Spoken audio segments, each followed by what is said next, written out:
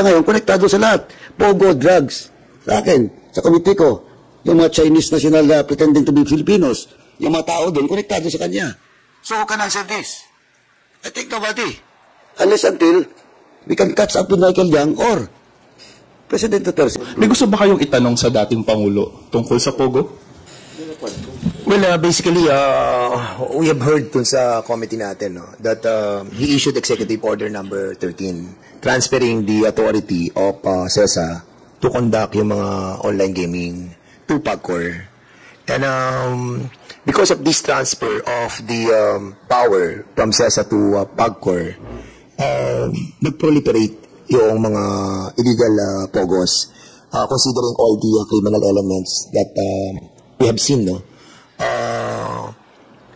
Ano yung rationale why this executive order was issued? But of course, meron di ba? But we have seen yung maraming elements sa drugs, sa POGOs, sa buying of properties, sa EJK, na a while ago we are trying to correlate each other. And sino yung pinagmulan ng lahat ng ito? There must be something on top of everything. Hindi naman pumasok tong mga elementong to ng ganun lamang di ba? And probably this is the objective of this committee to find out, di ba?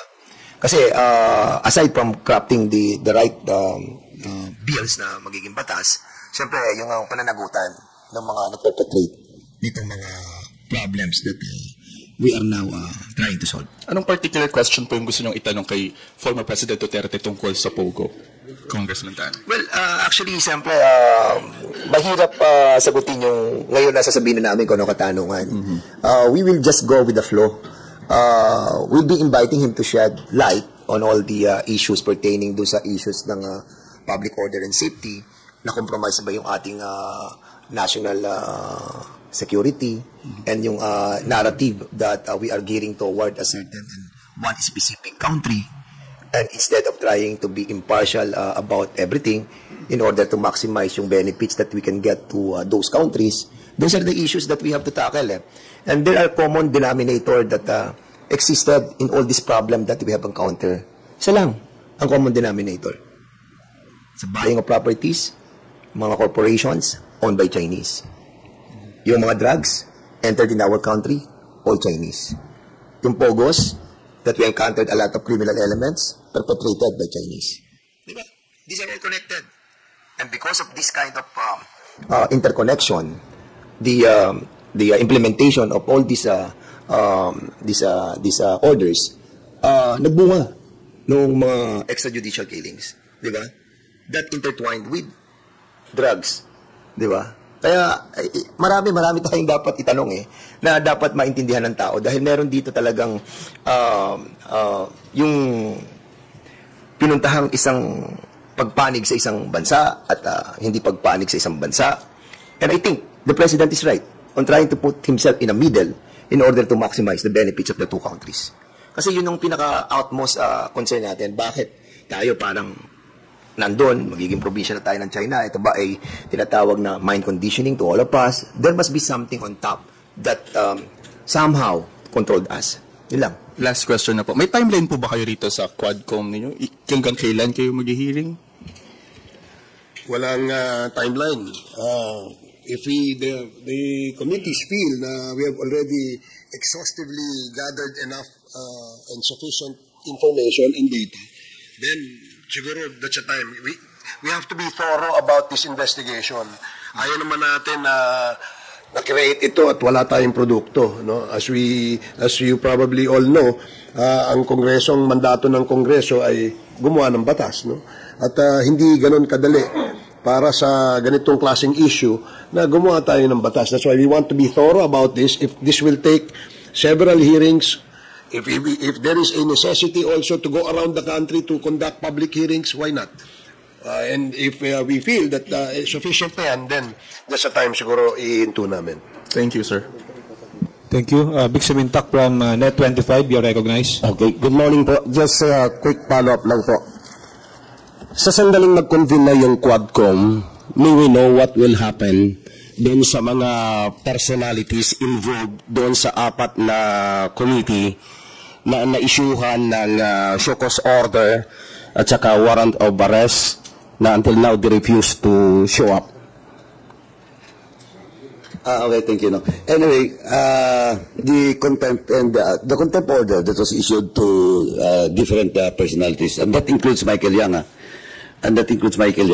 that will be only lifted, of course, if the resolution and the committee report was adopted in the plenary. So automatic lifted yan. But of course, if the presence of all those contempt, cited in contempt by each committee, if their presence is needed and necessary in the Quadcom committee, papatawag ulit namin. So again, if they refuse to attend hearings without valid excuse, therefore, they can be cited again in contempt. But sa committee level po, it will be automatically lifted pag dumating na po sa plenary approval or adoption ng committee report.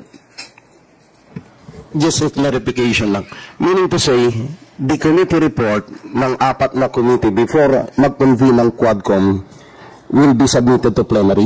Or not necessarily. Not necessarily. Sabi ko kasi kanina, as I've said, there are issues or resolution that concerns parochial. No? Okay. So, tuloy-tuloy lang po yun until such time that a committee report will be approved at the committee level and adopted in plenary. While ongoing hearing dito sa Quadcom, if the committee report or data or facts, testimonies is needed to be used in this Quadcom, it can be used. For example lang ganito, sa case ni Michael Yang, that's why gusto ko lang dugtungan yung sinabi kanina ng mga kasamaan ko dito with regards to the presence of the President that will be invited by the Quadcom. Now, for example, the person with Michael Yang, alam naman ng public who's Michael Yang, di ba? Until now, he's a fugitive. He's cited in contempt sa committee. Now, sinabi po natin lahat ngayon dito, nakaumang doon kay Michael Yang. For example, in my committee, Edith Tayang, etong si Willie Ong, konektado ang kapatid niya, ngayon dito sa Pogo, konektado doon sa, may isa pa, konektado sa Parmali. So, it is only the President, previous administration, or the past President that can answer this. Because nobody can answer with regards to the appointment, so-called appointment of Michael Yang. Diba? As an economic advisor during that time. Whether that is official, hindi ko nakita yung dokumento, but it was announced in public. And Michael Yang now can't be found. Tapos, itong Michael Yang ang konektado sa lahat. Pogo drugs. Akin, sa komite ko. Yung mga Chinese national na pretending to be Filipinos. Yung mga tao doon, konektado sa kanya. So, who can answer this? I think nobody. Unless until we can catch up with Michael Yang or President Duterte himself. Thank you po. Himself. Thank you po. Your question is, what happens to those people who were cited in contempt by the different committees? It would remain until, as far as our rules are concerned, until the final committee report is presented to the plenary. So, until they present themselves to the committee, if they present themselves to the committee, the contempt order will be lifted. If they will not appear up to the time that the committee report will be submitted to the plenary, it would only be the time na ma-lift din yung contempt nila. Yun po yung kwan. Now, this is a different committee. It's known as the Quad Committee.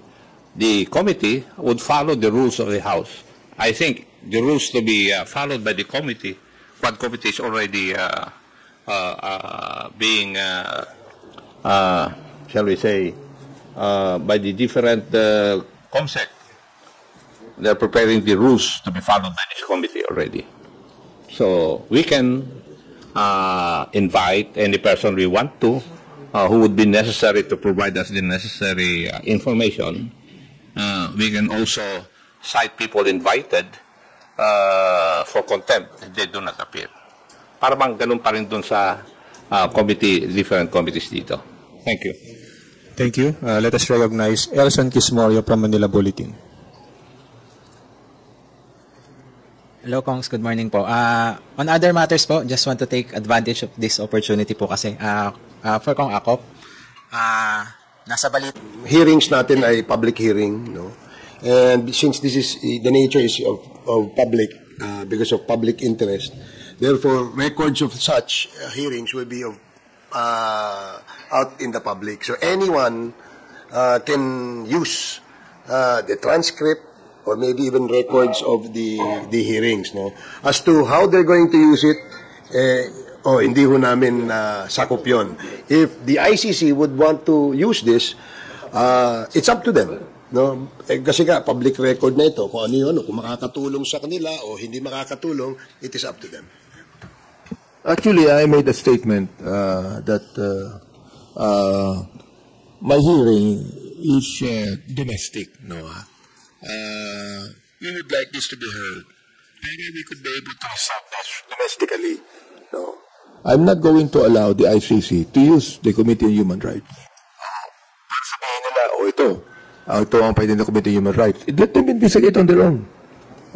Sila. Sapagkat sinabi naman ng ating Pangulo ngayon that we do not recognize the ICC in the Philippines right now. So it's up to them to investigate. But I am not going to allow the Committee on Human Rights to be used by the ICC for their own investigation.